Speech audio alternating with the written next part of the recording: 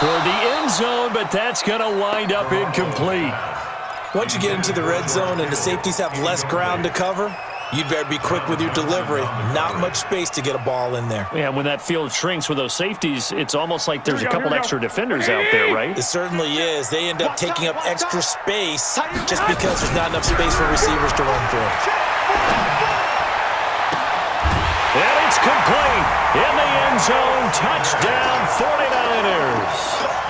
Emmanuel Sanders there to make the grab. And the Niners are able to stretch their lead. Still plenty of time left in the game, but now starting to pull away a little bit, get some breathing room with that one. And I don't want people to think that NFL locker rooms are cookie cutter, that everyone's saying the exact same thing in every situation. But I do know that all 32 teams have an emphasis on starting fast. Game, second half, no matter what. Whether it's first 5 minutes, first 3, whatever. This was a big score to start the second half.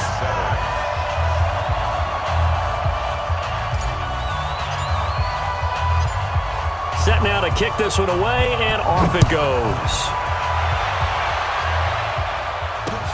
That's fielded in the end zone. Now a hit and a loose football. And they will score. It's a 49er touchdown. Ross Dwelly taking it in. And the Niners are able to stretch their lead. I'm glad we were paying attention during the rules seminar because we learned the only time you can't advance a fumble like that is in the last 2 minutes of either half. Right. Other than that, if that ball's out, whether forward or backwards, it's live and free for anybody. No doubt about it. When you say free, that means he's got free reign to pick it up and go. And that's exactly what happened there. Took it in for a touchdown. And you can bet they're preaching two hands on the ball here as the kick's away following that fumble return. This fielded a few yards into the end zone. And in hindsight, probably should have stayed where he was as he'll only get back to the 16-yard line.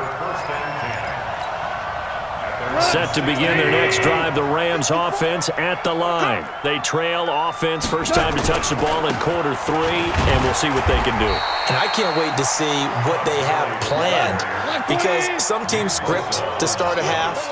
Other teams just go, okay, these are the sequence of plays we want to run. These things worked well for us. And sometimes they throw in that big chunk play right away. Shocker. Try and get after them early and try and create a big play to give themselves some momentum. See what they have up their sleeve. Right there, 54, right there, 54, Mike. Throwing on third, Goff. He'll get this one to Kupp, complete. And he's able to pick up the first down here before he goes down at the 26. A Ram first down as Goff finds Kupp. Goff. He'll throw underneath for Gurley. It's an 8-yard pickup, and it's a second down. Facing a 2nd and 2 after that last catch, good for 8 yards. Here's Goff. That'll be caught by Kupp.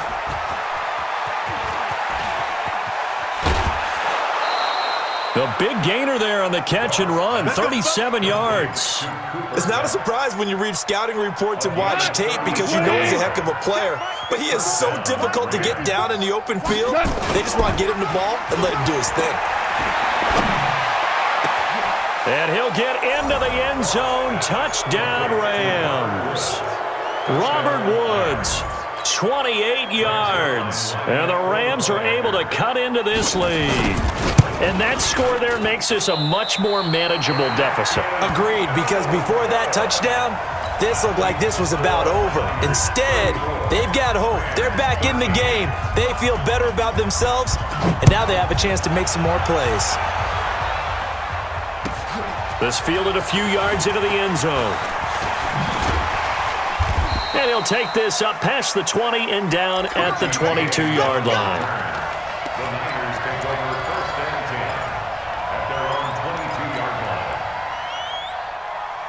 Here we go. The San Francisco offense ready to start their next drive. And now you've got the clock winding down here in the third quarter. Your 3 scores to the good. What's your approach on this drive? Too early to fully commit to playing the clock game. Yet at the same time, you're also not going pell-mell like you would in 2-minute offense. This is what NFL offenses call 4-minute football. Take the clock out of the game a little bit, wind it down, but at the same time, keep advancing the ball down the field. A big hitter to start the drive has him up near midfield here for 1st and 10. Now this one to his tight end out on the right side. Oh, he's got a little daylight. Touchdown, 49ers.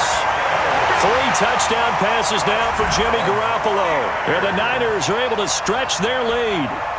When they drew that up, I don't think they envisioned it ending in a house call, but he got it and took it all the way home. Really impressive run after the catch, wasn't it? That was really special by him. But let's face it, in today's NFL, those tight ends are often former wide receivers or maybe even sometimes bigger running backs. They just put them in a position to get a great matchup and make plays like that.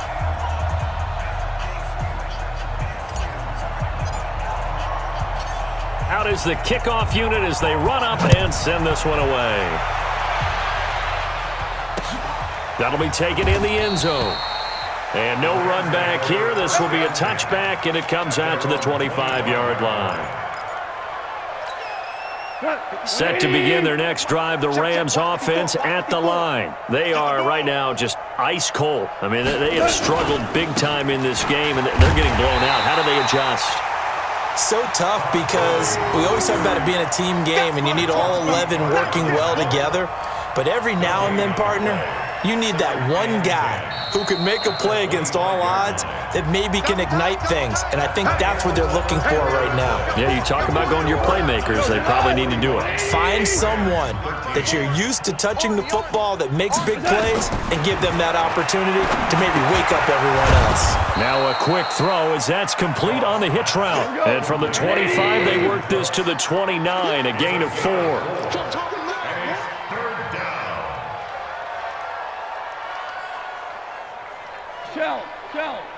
Shell. 22 Jet Bomber. 22 Jets Bomber. Turbo set. They go play action with Gurley. Now Goff. Eluding the pressure right. And my goodness, another interception. Picked off by the safety, Jarquiski Tart. The interception woes, they just continue to mount. He's thrown 5 picks. At this point, you got to be thinking, is it something between the ears?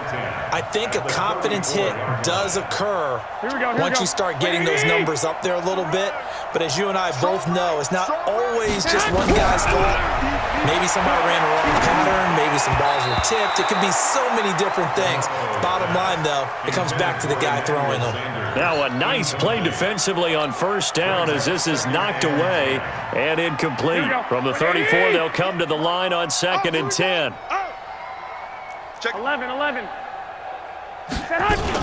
On 2nd down, it's Coleman. And that one blown up quickly as he's going to be stopped before he could even get started. That's a big loss of 3, and it brings up 3rd down.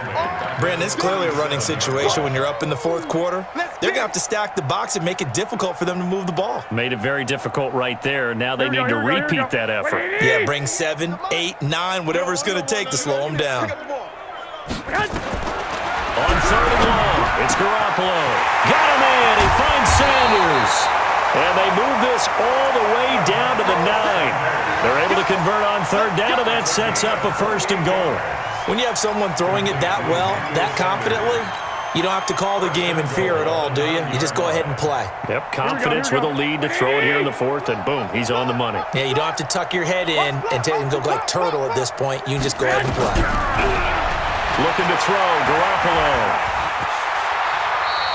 He'll get 5 out of the scramble. It's 2nd down. Now, how about that play? He took a possible negative and turned it into positive yardage and slid down to avoid taking a big shot. Excellent job getting down and avoiding the big hit. 2nd and goal from inside the 5. I got you, boy. Garoppolo. And give him another 6. It's caught for a touchdown, and the blowout continues.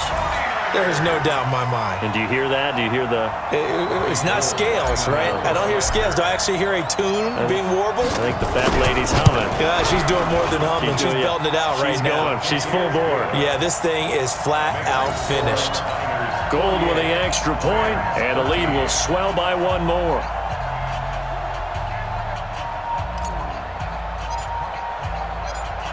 The kickoff team on the field now as they will send this one away. This is taken at the 3.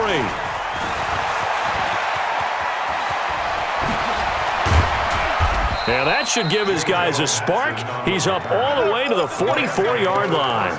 Even after that big-time return, it's not looking great for them today. But if nothing else, even if the miracle doesn't happen, they can turn to this play and say, hey, we can move forward. Maybe it's a building block for the rest of the season. The first down run with Gurley, a good one. He gets forward for 6 yards. It's a 6-yard pickup, but it gets him to 2nd and 4.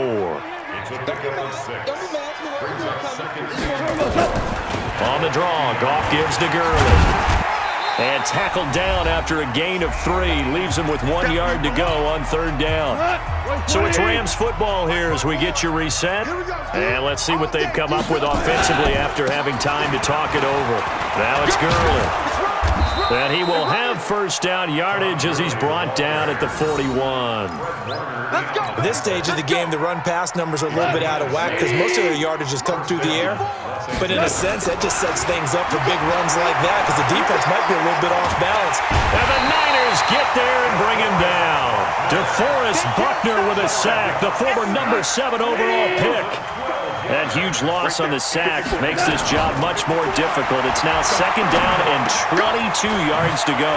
Now Goff gets this into the hands of Brandon Cooks, and he'll go down shy of the 40 at the 41. It's a pickup of 12, and that'll set up a 3rd down. That looked like a pretty good route combination there because you've got to find a way to clear the guy running the drag because when you do, you just put the ball on him and then let him run. He's got some space. 2 yards is all they'll get on the completion. It's 4th down. Goff now looking to throw. He gets it to Cooks. And he's going to get this inside the 30. A gain there of 12 yards and a first down L.A. Goff on first down. Now a desperation throw deep and it'll be intercepted. It's the former Seahawk, Richard Sherman.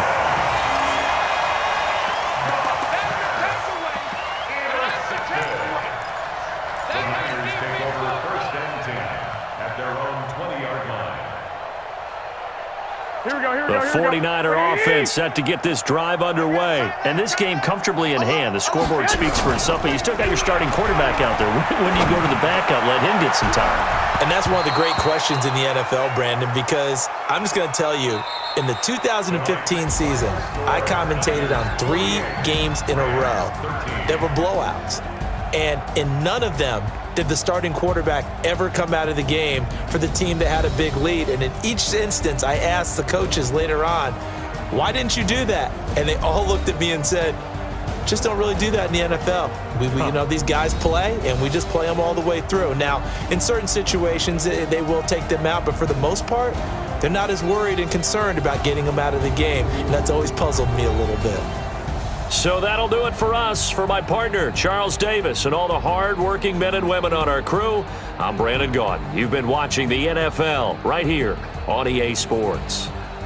The 49ers get the win here at home as we say so long from Santa Clara.